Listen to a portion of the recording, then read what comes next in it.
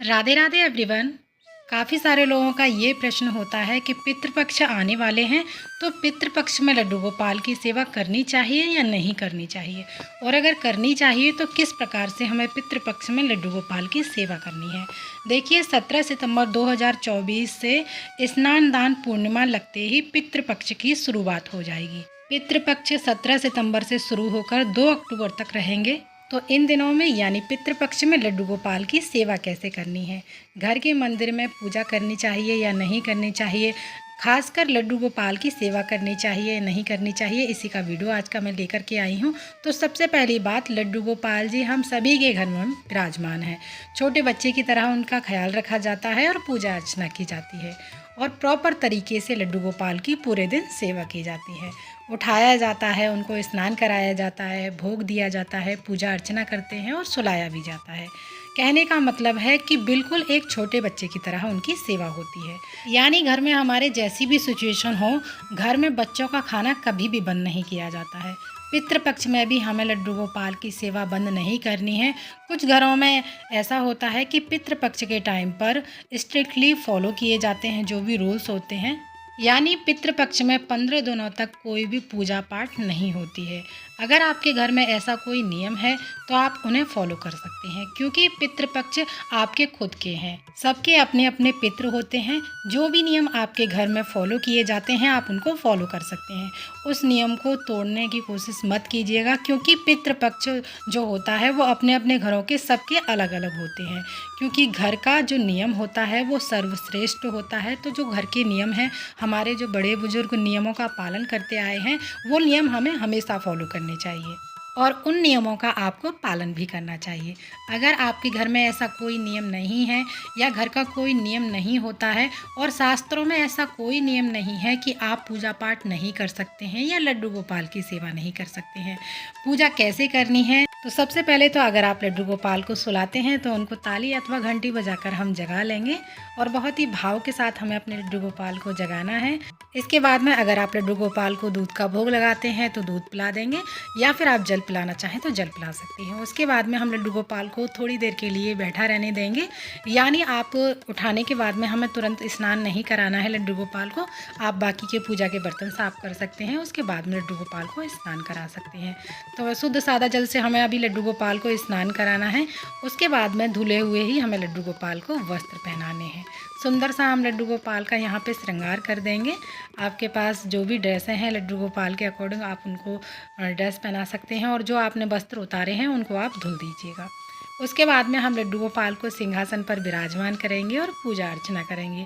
देखिए, पितृपक्ष में पूजा करने में कोई भी दिक्कत नहीं है। आपके घर में जिस प्रकार से पूजा अर्चना होती आ रही है, जिस प्रकार से भी आप करते हो, ठीक उसी प्रकार से आप घर की पूजा कर सकते हैं, यानी लड्डू गोपाल की सेवा भी कर सकते हैं। तो मैंने यहाँ पर लड्डू गोपाल का श्रृंगार कर दिया है। उसके बाद में इनको सिंहासन पर हम विराजमान कर देंगे और पूजा आरती करेंगे। तो चलिए, लड्डू गोपाल को मैं सिंहासन पर विराजमान कर देती हूँ। उसके बाद में लड्डू गोपाल के लिए हम थोड़ा सा जल रखेंगे किसी भी बर्तन में।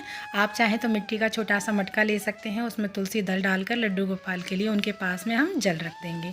उसके बाद में हम पूजा आरती की तैयारी कर लेंगे। बारिश का मौसम चल रहा है और हर जगह बारिश हो रही है, तो बारिश की ना अजीब सी स्मेल हो जाती है। तो आप अपने लड्डू गोपाल को इत्र सेवा जरूर दीजिएगा। देखिए, पितृपक्ष में पितरों का श्राद्ध और तर्पण किया जाता है। धार्मिक मान्यताओं के अनुसार पितृपक्ष के दौरान पितृ संबंधी कार्य करने से पितरों को मोक्ष की प्राप्ति होती है। 17 सितंबर 2024 को स्नान दान पूर्णिमा लगते ही पितृपक्ष शुरू हो जाएंगे। तो अब बात करते हैं कि पितृपक्ष में हमें क्या नहीं करना चाहिए और कौन से जो रूल हैं वो घर में हमें फॉलो करने चाहिए। जो नियम है बहुत सिंपल से हैं, आपको डरने की कोई आवश्यकता नहीं है। 15 दिन तक जिनको आप फॉलो कर सकते हैं। बहुत पुराने समय से चला आ रहा है, तो कौवे को रोटी खिलाने का शास्त्रों में बहुत बड़ा विधान है। कौवे के रूप में ही हमारे पितृ आते हैं। श्राद्ध में जो सबसे ज़्यादा मान्यता है वो कौवे की है।